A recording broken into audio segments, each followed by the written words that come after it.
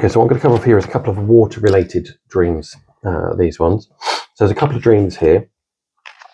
This particular night, there was a lot of dreams. I think it was 4. There was 4. So I am going to split this in 2. But it goes between 2 different types of water ones and then other ones that might be sort of like fire ones as well. So like almost like opposites. So I'm going to split them into 2 different ones, and yeah, we'll see how we go here. Now I've done 2 sets of scriptures and thoughts on these. So I will be referring to the Bible for quite a few different scriptures, but it's just describing some elements of things I just wanted to look into. Okay, so it's not. Yeah, we'll see how this one goes anyway. So first dream then. So first dream was so I was seeing a water leak in our kitchen. So we were in this dream, I was in our home that we live in right now, and I was seeing a water leak in the kitchen. It was initially me staring at a part of the ceiling that had leaked in the past. I could see a water leak stain, so a yellowish stain. So again, if you've ever seen water, obviously you get that. Certainly with white paint, I would have said it kind of almost like breaks down it feels like it sort of like somewhat breaks down the paint in a way, and it leaves a bit of a yellowish watermark. So I'm seeing that in the dream, but it was very small, but I kept seeing the occasional drip coming from this area where there'd clearly been previously a leak of some kind. As I scanned across the ceiling, I could see more and more stains and also current wet patches, so not necessarily dried stains, but also wet patches. I'd got to the point where the paint, it had got to the point where the paint was starting to actually blister. So I guess this is more like the water was sort of building up behind this, and it was starting to bulge a little bit. Again, when I was at home, childhood home, I'm trying to think if I was still living there at the time. I may not have been, but in the corner of the room there was a water leak.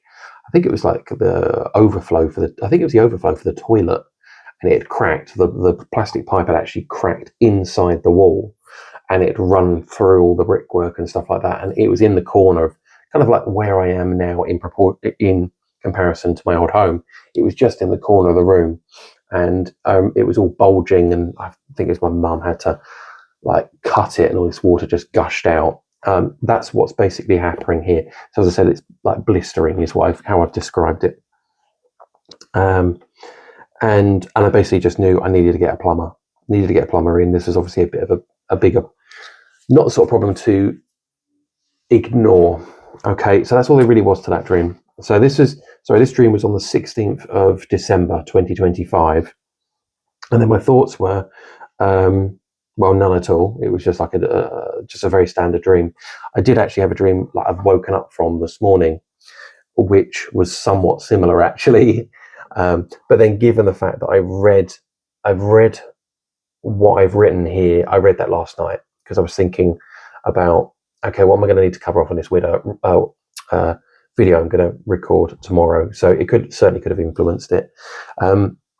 But it was in the corner of our house, but I think it was set back in on my childhood home, and it was where water had actually run down this kind of vertical, I don't know what it would be, like a concrete pillar, water, which I know doesn't make sense. I mean, certainly not the case in a house like this, but it was almost like reminded me a little bit of like a girder sort of thing that you would have across, a big open space that's supporting bricks or something like that. But this was vertical, and water was running down it. And this person had come out, this plumber, this builder, was sort of identifying that the problem was this in the corner, that particular structure, that's say within all the brickwork, was weakening as a result of all of this water. Again, that was one I woke up from this morning. Some water elements, but as I said, probably I won't record that one. It's just that's just something I remember from waking up. Anyway, so my thoughts on this one, well, as I said, none at all. But on the 6th of the 1st, so obviously this was originally on the 16th of the 12th, I had this dream on the 6th of the 1st, 2026. So that was actually last last night, as in when I wrote this down in my dream diary, dream journal, after obviously recording it on my phone and transferring it now to the journal. So last night, 6th of the 1st, 2026, I noticed exactly what I'm describing here. A lot of these things anyway. So I noticed wet patches, yellow water stains, little dots that were all over the ceiling. They'd all come from nowhere. So our bathroom was redone, as in when we moved in about 10 years ago, and the terrible looking bathroom, but we just put up with it, and it was horrible. We had to smash out a wall and do quite a few things, but it's been absolutely fine. We've had it for about 2 years, this new bathroom, 1.5 to 2 years. I lose track of time. Never had any problems at all. And then, as I said, literally, what is that? About 3 weeks later, roughly 3 weeks later, I start noticing all these not wet patches as such, but water stains on the white painted ceiling, which was never there before. Okay, so this is all brand new. And then I'm sort of thinking, how weird. I had a dream, about 3 weeks ago about all these water stains, and then now I'm seeing them in the bathroom. Not in the kitchen, obviously. Again, that was the kitchen, wasn't it, in this dream? But it was in the bathroom, and yeah, it's pretty widespread. These kind of yellow patches. I've got to repaint it, and that basically has come from. We do have an extractor fan that extracts all the moisture out of it, but the problem is, let's just say those that use the shower in our household do not use a shower like they should use a shower, which is you jump in and you're out in like 5 minutes. They stay in the shower for about 40 minutes, 45 minutes, half an hour minimum, that sort of time frame, when really they should be just taking a bath. Problem with that is it turns into like a steam room in that time frame, and that causes obviously all this water to build up all along the walls. The walls start dripping and there's puddles around everywhere because of the sheer amount of water.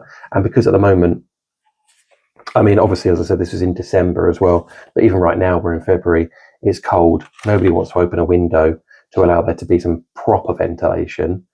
And so it's just this steam room, more or less, and that's causing problems, which I've said many times. You need to get out the bathroom quicker or have a bath rather than a shower. Plus, it uses so much electricity to do it that way, and water. But despite me saying it, nothing has changed. And now we've got all these stains all over the ceiling. Anyway, blah, blah, blah. Oh, yeah, the weird thing was, obviously, as I said, I noticed this on the 6th of the 1st, which was, I wrote here, last night on the 6th of the 1st, was that then the next day, my wife said, have you seen all those stains in the bathroom? And I was like, yeah, I saw those last night. So if it was far more recent, let's say it happened in December or something like that, then both of us would have noticed it by now, because I noticed it that day and she noticed it the next day. So it's like, okay, fair enough. That's literally only just really happened, but that's now appearing on our ceilings. Okay, so that's all there was to that one. It just, as I said, that one felt like a little confirmation one where I'd had the dream, and then there's a confirmation of, it happening again in the future. Not that I would have ever. Not that I wrote down there's going to be a water leak in the house. So again, I say that quite a lot. I don't ever think I'm a prophet in any way. I really don't want you ever to think that. Right, dream two. So dream two, this is the main dream. Okay, so this dream was completely separate. Started as weird. What I would say with this dream is, and other dreams, there's certain dreams you have and you just know that they're not your dream, if you see what I mean. You kind of you can sometimes be a little bit shocked in the dream, thinking, whoa, what's going on here?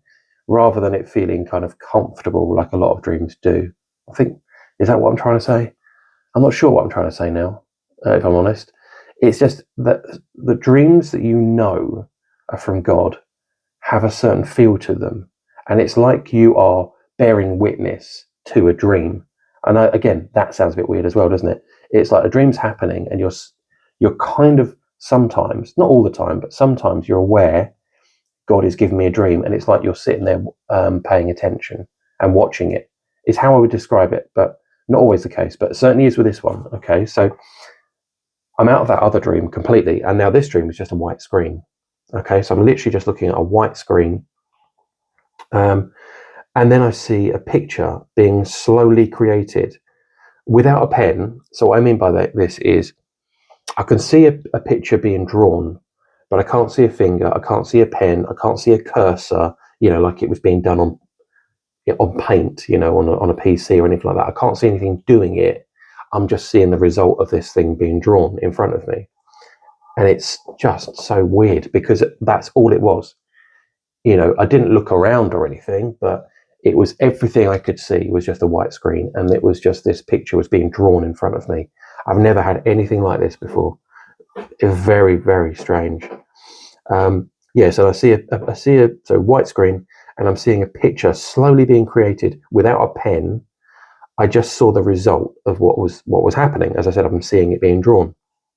I said it actually reminded me a little bit like an Etch-a-Sketch, those old things where you're twiddling it, the buttons for up and then the other one for side to side, and you're kind of making these pictures. It was similar to that. It really reminded me of that, actually, in the tools that were drawing this picture were not ones I could see. Like as I said, I couldn't see a hand. It was like almost like the tools that were drawing this were below and out of view, and I was just seeing the result of what those actions were. But again, Etch-a-Sketch is how I described it, because I was trying to think of things that are like that, where you don't see something moving on a screen, but you see something being drawn. Etch-a-Sketch was the thing that came into my mind. And it was also in the drawing style. Yeah. So in the drawing style. So it was kind of like, it was, I'm going to do mention this in a moment, but it was, the way it was being drawn was a very up and down sort of motion as to how it's being drawn. So it wasn't sort of fluid and sticking in one area and then moving down and stuff. It was kind of quite up and down as it was drawing, almost like a printer slowly revealing something as the ribbon, is going across and doing it like that. It was kind of like that, is how I would sort of describe it. But at the same time, I don't think it was just starting on like the left, let's say, finishing the left and moving across and then it's finished. It was more that it was doing certain parts and then it was coming back to other parts and then finishing it off and then doing it like that. So it wasn't all just slowly moving across, I don't think. Again, I'm going to read through, pretty sure. But it didn't just move across like that. It was doing, like, let's say, an outline and then filling in some of the outline and then almost like changing pens and then using something else to do something else. Because again, I'll describe that in a moment. It was just very, very odd. Very, very odd the way it came through. So Etch-a-Sketch in the drawing style and the way it kind of moved and things like that. Very hard to describe, actually. Hopefully I'm doing a decent job. There you go. So the style was very up and down, kind of angular drawing. I don't know how to describe it other than that. But rather than a fluid kind of, it wasn't anything like a sketch. There's nothing like a sketch. Very strange for me to describe. The colour of the pen, I put in bracket, pen. Again, I didn't see a pen, but it was blue.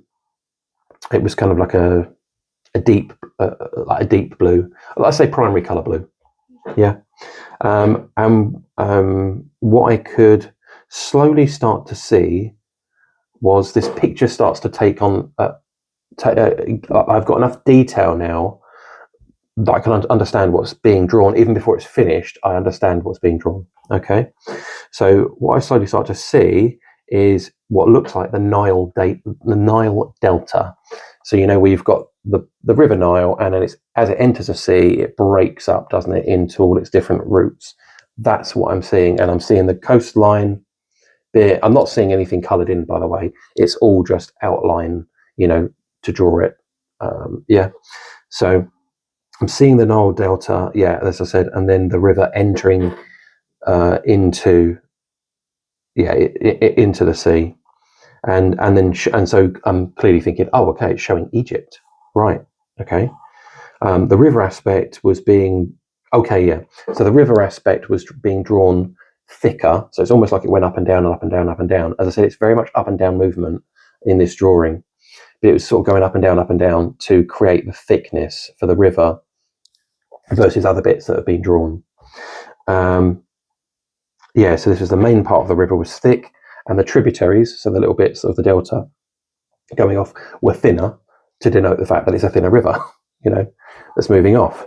But it was a very basic image, and that was it. And the dream ended. So it was just this widescreen, this drawing of the River Nile, and the river coming down the delta, the outside, and I can't remember if I saw anything like the Dead Sea or any kind of outside lines of the actual territory, let's say, of the coast. I'm pretty sure I did see it for the north coast, where it's entering the sea.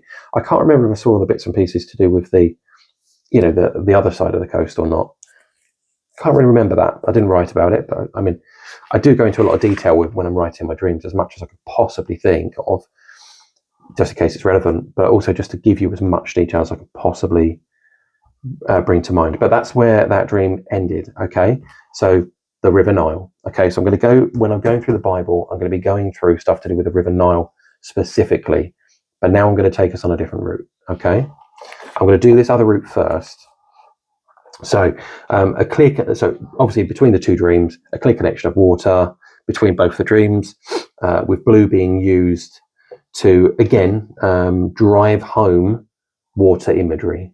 As I said, it was using blue pen, whatever you want to call it, to kind of draw my attention to water, because that's what it's drawing. It's drawing what was being drawn was the river. So I put certainly the second dream felt like a dream from God. I said, here we go. I'll just take you through this. Right. So I put, they often have a certain feel to them in the moment, and I guess is not how I would have drawn or represented the River Nile. I probably, if I was doing it myself, would have done something completely different. But this was so unique and such a interesting way of this being shown to me. As this slow reveal, this slow reveal of this River Nile in this kind of way it was being shown. My brain can't think of that sort of stuff up. I mean, if you think of your own dreams, when would you ever have a dream like that? Genuinely, I mean, I can't think of anything. The other time I would mention is when, and I've mentioned this so many times, is a video I put together that's called Future Exodus. Okay, and at the very end of that, there is a black screen. So rather than a white screen, a black screen. But then I see this image that's made of a woman, and then I came out of the dream, and it was woman. Was like the parting message. I can't remember whether it's audible or not. So obviously look into that one. But that was like the parting message, as almost like I call it quite often, like the credits. It's the black screen credits, and then something happens. Now I've got other ones where I have flash images where I have the dream, it'll finish, and then it'll almost go like to a screen with a black background, and then I'll be shown something in this image. It's really, really, really, really interesting. And those are the kind of ones where I just know this is not me. I'm not thinking this up. It's so different in the way it feels in the moment and the way it's visually represented. You just know this is not me. It's coming from, again, I would say it's coming from God. Okay. So where did I even get to? Yeah. Okay, cool. Yeah. So as I said, it's not the way that I would, represent the River Nile. But I mean, why would I even do that anyway? Why would I have a dream of just the River Nile? Random. So random. So as I said, I knew it was from God. It was just a case of trying to understand what's meant by that. So it reminded me actually of those videos as well that you can see. So when you see people who are clearly artists, animators, that sort of thing, and then they're drawing pictures, and you see them on YouTube quite a bit, where they'll do it as like really sped up, so you can see them drawing, and it's super quick. you're seeing the picture taking shape really quickly, and then them colouring it in, and it kind of reminded me like it did remind me of that quite a bit in the way I was seeing it drawn, quickly, in a faster way than anybody would normally draw. But that's what it kind of reminded me of as well. But obviously thoughts continued here of being, very angular in straight up and down in the way that it was moving, and thicker aspects for obviously the river bit. And they went up several times, to create the thickness of the river, which I just mentioned, didn't I? Also the writing on this.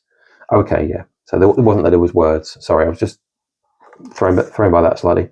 So the way that this was drawn on this whitish screen also reminded me of the finger writing on the wall regarding Babylon's prophesied fall. So this is what it made me think of, and this is where I start going down that route. Okay, so I actually thought, and this is my thought actually. At the time, I've come out of the dream and I'm thinking about what this represents, and I think about Daniel 5:5. So the prophet Daniel, shocker. I have loads of stuff to do with Daniel. 5:5, and I thought it was God's finger that was actually drawing on the wall by the king in his throne room. I thought that was God's finger, but actually, when I looked it up, I found out it wasn't. Well, it doesn't. It suggested it's. I mean, maybe it was, but it doesn't say that it was. If you see what I mean. So, but it was. God delivering a message anyway that Babylon was coming to an end. I mean, it's where you've got. I'll go into it in a minute, but you've got. Is it Belshazzar? Or Belshazzar? Yeah, it's the king, and he's celebrating with all of his like high up people. They're all having a drink, and because they feel completely safe in Babylon, because of their the walls are just so thick that it's just seen as an impossibility that anybody attacking them would ever be able to breach the walls. And I did actually watch a video, and I'll see if I can find the video regarding walls. It talks about other walls, actually. It talks about the walls of Jericho and archaeological bits and pieces that they found, all that sort of stuff. So this video is specifically about walls. I'll track it down and I'll put that in the description. Actually, that was really interesting one about walls, and I think it ends on actually the walls of Jerusalem. And the wall. Oh no, it ends I think on the walls of New Jerusalem. Yeah, it does. I'm pretty sure it does. But it talks about obviously the walls of Babylon and stuff. So that was an interesting one for you to check out actually. So as I said, I will put that in the description. Yeah. But they're inside their walls and they just feel completely secure. There's no way that anybody can come against them. They're so heavily fortified in Babylon. And obviously it does fall. Okay. And it actually falls by the river being dried up that goes through Babylon to provide obviously the city with water and stuff. So, but the river gets plugged up, doesn't it? The invading army, they divert the river or something like that. So the river level drops, and then they're able to go under this river and into the city. Very ingenious plan, actually. And there was something similar actually that happened with Alexander the Great, and I think it's against the city of Tyre. Again, it's like a fortified city. Tyre, though, is kind of like within Israel sort of area. Okay, and that one, what did he do there? Yeah, they had like the main city, but they also had a backup city that they built that was on an island, I think. That's what happened. And when the Greeks came against them, I mean, I think it was like the Babylonians had tried to defeat them before and failed. And this time, like the next empire was actually the Greek Empire. The Greek Empire with Alexander the Great. I think what happened was after they all fled from that one city, they went to like a sister city, which was just off the coast, I think. and again heavily fortified. And he built like a rampart. I think it's what it, where they, if you build it, you build up to like a castle, let's say, to get over the walls and into it. Obviously, really dangerous for you to be the person who's got to build that, because surely you've got archers that are firing down at you all the time. Incredibly dangerous. But Alexander the Great got in there and destroyed the city. So that's just going from memory. Look it up. Please look it up. Don't rely just upon my memory. But that's what happened. I'm pretty sure that's what happened there. Tyre, Tyre. Because it was another city that was very, very similar. Not similar in a way, in that it was a proud city. We're fully fortified. Nobody can defeat us. That kind of thing. Tyre was a port city, really, really rich. Anyway, moving on. So Daniel 5:5. Again, read around it, obviously. But I looked it up, and and it actually says that it's the fingers of a human hand appeared, and the plaster of the king's palace, and on the plaster, I would have said, but fingers of a human hand, I think, is what it says, something like that. Unfortunately, I can't quickly verify exactly what that is, but something like that. And I actually looked up in my study Bible, so I'm going to be referring to this actually quite a bit. So this one I've mentioned before. It's an absolute massive study Bible. It's fantastic. It's really, really good. It is a Zondervan, Zondervan, cultural backgrounds study Bible. This is the NIV, so New International Version, as far as the how it's written. You can get it in New King James Version. I remember, because I was deciding between the two. I went with NIV. I've got a King James Version, but not a New King James Version. And I've got an ESV, so English Standard Version as well for a different Bible. But I particularly like the cultural one, to be honest, because it gives you photos of archaeological things. It will show you clay pots, it will show you coins, it will show you the plan. What the temple looked like. I think I've used that as an example before. Stacks and stacks of stuff, jewelry they found, and just tons of stuff. Like every other page has got some really interesting information. We may even see it as I'm going through this, actually, because if there's something that's worth me just quickly showing you, I'll show it to you. But anyway, moving on to this bit. So what I looked up in the study Bible, which I found particularly interesting, was so I thought I would check it, because I wanted to check the commentary in the study Bible, that just to sort of aid me when I found out that it wasn't necessarily God's finger. So the commentary on this aspect, it mentioned how for armies at the end of a war, the victor, what they would do is they'd want to understand how many of their enemies they'd actually killed. So what they'd actually do is they would cut off the right hand, I think it was, the right hand of all the men that had fallen in battle, and then they'd count up all the hands, and then they would know how many casualties there were. Okay, so casualties after the battle. So by them, again back to Babylon. So where they're drinking from the vessels, the Babylonians, they're drinking out of vessels that have been taken from the Jewish temple. They just took everything out. I mean, there's actually, I don't think you'll see it here, but you probably would find it. There's loads and loads of pictures, and well, not pictures, like in what would you call it? Things that have been painted and carved and stuff like that show the Babylonians taking away all the stuff from the Jerusalem temple, and you see what's it called? Is it the menorah? The candlestick, and they're just carting all the treasures away. Okay, but what some of those were that when it was conquered, the temple cups that we used were taken, and that's what they do. They end up drinking out of them, celebrating all drunk and stuff like that. You would expect anyway, and they're most probably what they're doing is they're recalling all their past wars and stuff like that, which they, that's what it says. It suggests that maybe they were doing is they were drinking, they're celebrating. Obviously, there's a war going on around them, and they're already celebrating their win, despite them not winning yet. But it's just the way they see it as being these walls are just impenetrable.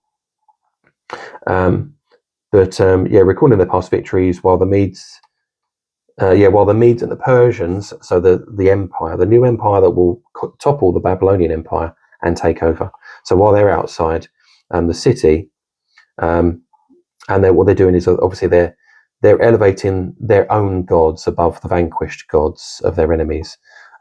So in basically, that's generally what they would say. And you see this in films, don't you, all the time, where they'll say sort of, it's like it's my gods against your gods kind of thing. Interestingly, it makes me think of I've said this before. Actually reminds me of Tyson Fury and Deontay Wilder, where they sat down as a pre-fight thing, and Tyson Fury sort of saying, "Look, my God, I'm going to win. I'm just going to win because my God's going to, as in God, Yahweh, is going to win the battle, And and what Deontay Wilder is talking about is he's suggesting that he's got his own, and I would have said ancestral gods. I think he's inferring, not that he explicitly says it, but he talks about the gods. I think he talks about the gods of his people or something like that. He says, and it's just if you ever see that interview, it's a real interesting kind of battle of words before the fight, and I've seen it cited actually in Christian videos, and it is really, really interesting. And Tyson Fury does win. There was it 3 fights? I'm going off of memory. I think one of them was called a draw, but if you saw it, it wasn't a draw. That was Tyson Fury win, so it would have been 3 out of 3, in my opinion. Well, he won that, but they gave it as a draw. I think that it might have been in the second match. I can't recall. It's been a couple of years since I watched it, so just going off memory, which is unreliable. Okay, so drinking from the vessels. Yeah, so as I said, it's almost like them saying, look, I've your people had that god. I've defeated that god, because if your god was really with you, then I wouldn't have been able to defeat you. That kind of thing. And so they're kind of toasting, I guess, and it makes me think of that, vanquishing the enemies, Yahweh being one of them. As far as they were concerned, yet another nation that's fallen to the Babylons,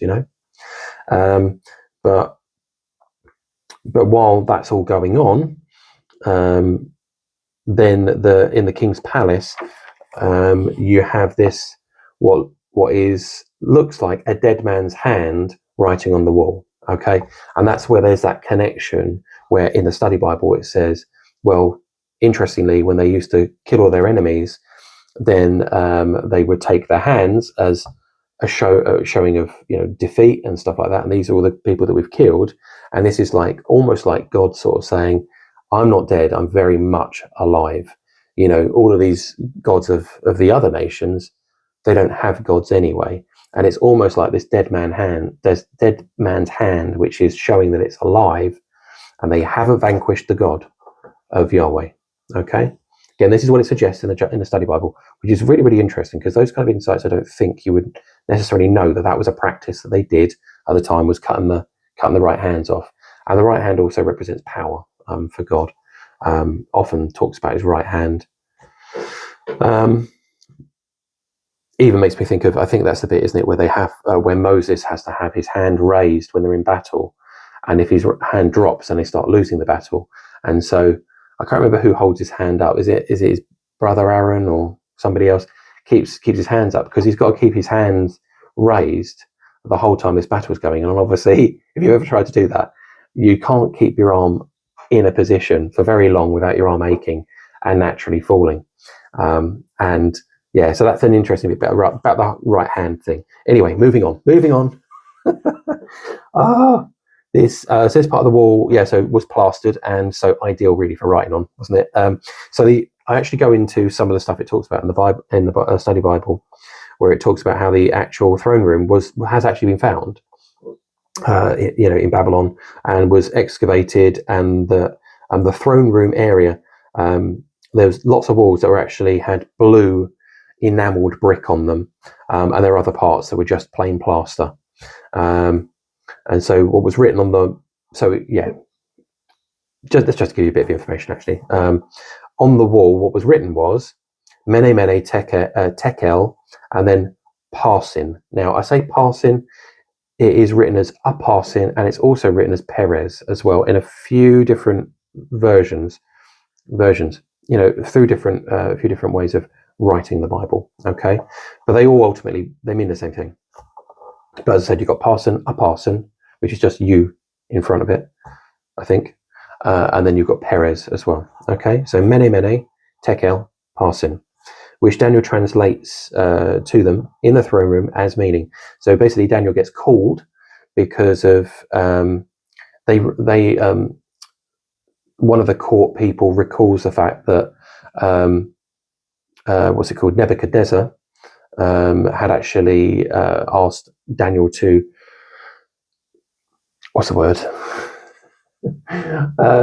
give him understanding as to what his dream meant, which is the big the big statue, and all the different metals that are used to represent different nations. Again, I've mentioned this many times on videos, but Daniel did that, and then for the Babylons, early stage, and then he's called in here because of nobody can understand what this is that's been written on the wall, and somebody says, oh, there was Daniel who was able to do that, and this is years later. This is like generations later, as far as how many kings have gone by, I think, since Nebuchadnezzar. I'm trying to think, was it his granddad or something like that? Something like that. Again, I can't remember 100%. So again, look it up, please. Don't rely upon my memory. So Mene. So what does that mean? Well, Mene, it means God has numbered the days of your reign and brought it to an end. And that's done twice, that word. Then Tekel, you have been weighed on the scales and been found wanting. And then Perez, your kingdom is divided and given to the Medes and the Persians. Okay, so it's happened that night with King Belshazzar's reign coming to an end, conquered by Darius of the Medes and Persians. Darius being a Mede, and the kingdom was split between the two of them, which obviously comes to that Perez part. So the kingdom is split between the Medes and the Persians. There we go. Getting back on track to the dream. So I'll mention it here before I get onto this other bit. So the day of writing the dream, the very day of writing the dream, 6th of the 1st, 2026. That day I'm in the evening, so I've probably written this up during the morning or during the day. And then in the evening, I'm preparing food, I think it is, and I'm watching videos. And at this time, there's the uprising that's happening in Iran. All sorts of stuff going on. And while watching that news channel, there's people who are putting in comments on the news channel. So I'd already written this all down, okay? Just to be clear, I'd written this meaning down, everything down completely. And then I have what I consider to be a confirmation, okay? Because, on the news channel, somebody writes in a message talking about the uprising and commenting basically on the days, let's say the days of this, whoever's running the country in Iran at the moment, their days are numbered. Basically like Daniel's prophecy of the Babylons. And again, it's the same area, isn't it? Because the Babylonian Empire was Iran, that area. So that's basically what they were hinting at. And the actual YouTuber who's doing this says that they're a Christian, and he knows where they're going with it. But I know he often, because he's got a mixed audience, goes, yeah, okay, that's great, yeah, and moves on and doesn't dwell on it, because he probably doesn't want to make it a Christian news channel, really, and isolate, kind of push other people away.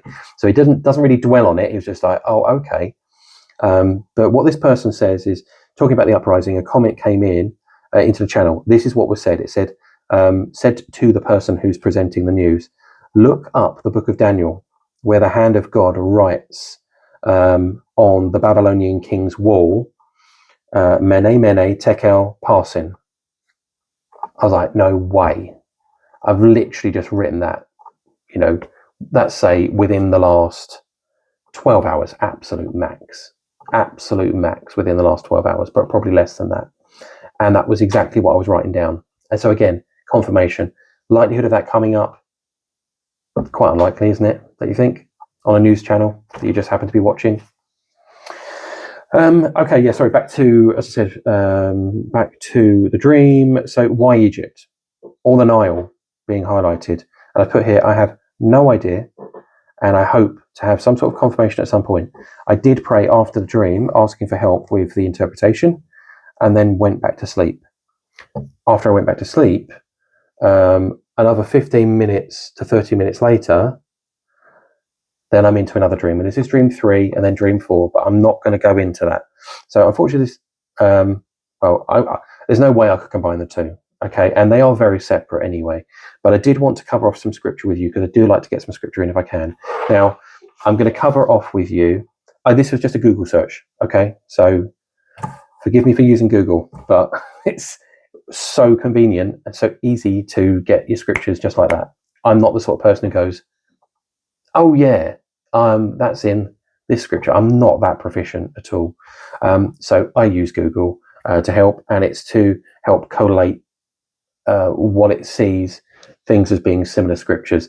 And it's not always quite what you're looking for, but sometimes it's absolutely spot on. Most of the time it is actually absolutely spot on. So I'm going to go through a few of these. We're going to be jumping around a little bit. And again, I fully realize that this would make the video quite long. So do I want to cut this down?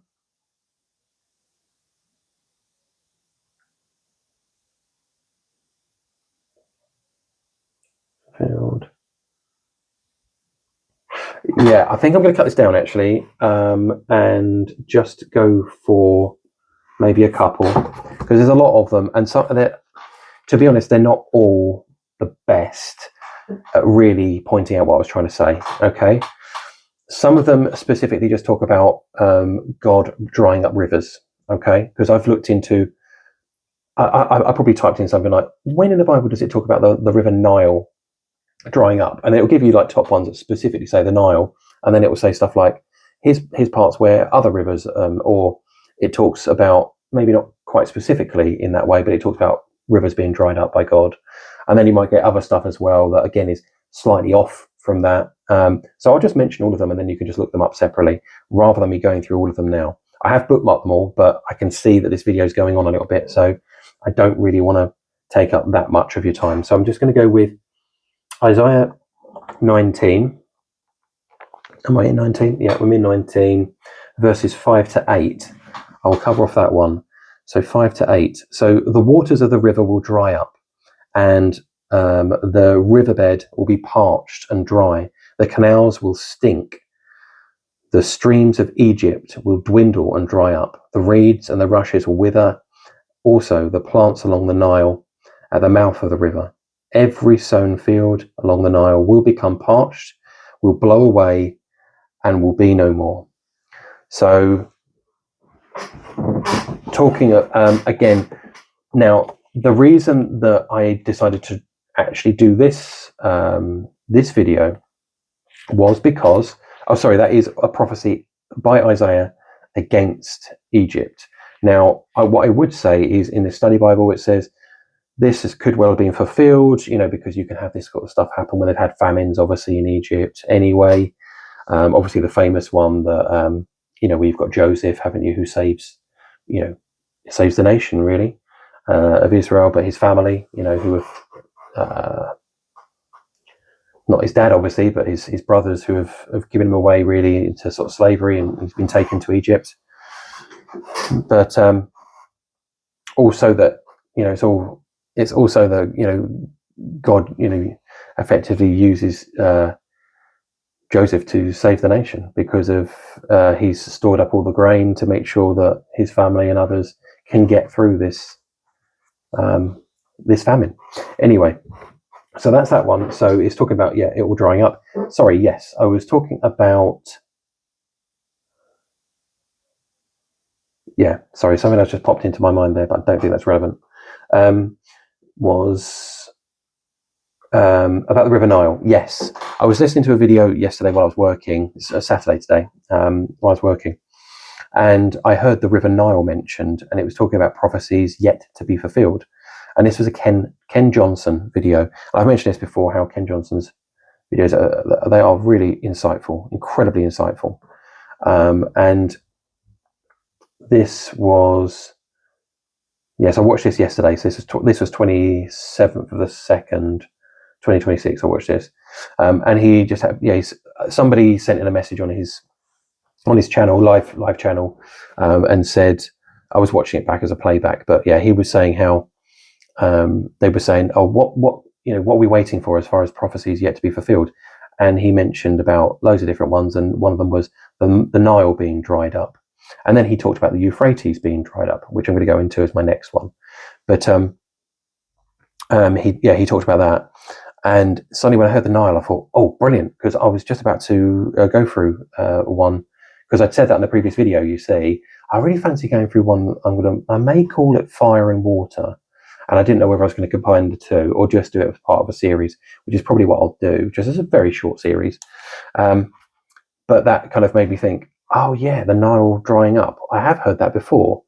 I think this might be the one that it's referring to here, in that it's one yet to happen. But again, these things can happen obviously in the past, but they can happen again, because you get a lot of what we'd call, say, foreshadowing or typology, let's say. So things that will happen once and then they'll happen again. Yeah, so a good example of that would be, and I've mentioned this many, many times before as well, Abraham taking his son up to the mountain to be sacrificed. And that's a picture of Jesus being sacrificed, and all the elements of that with Isaac, the one carrying the wood up the mountain to where he's going to be sacrificed, not that he knows that. And like Jesus carrying the cross up to where he's going to be technically sacrificed, yes, because obviously he is the Lamb of God. Not that they would see it like that; they would just see it as punishing a blasphemer, somebody that was punishable by the law. But obviously they overstepped big time. So yes, I was going to go Revelation 6. No, am I Revelation 16? Where is it gone? Revelation 16:12. Revelation 16:12. Yes. So this is all future. Clearly, this is future because Revelation is all future. But Revelation 16:12. The sixth angel poured out his bowl on the great river Euphrates, and its water was dried up to prepare the way for the kings of the east. I'll leave it there.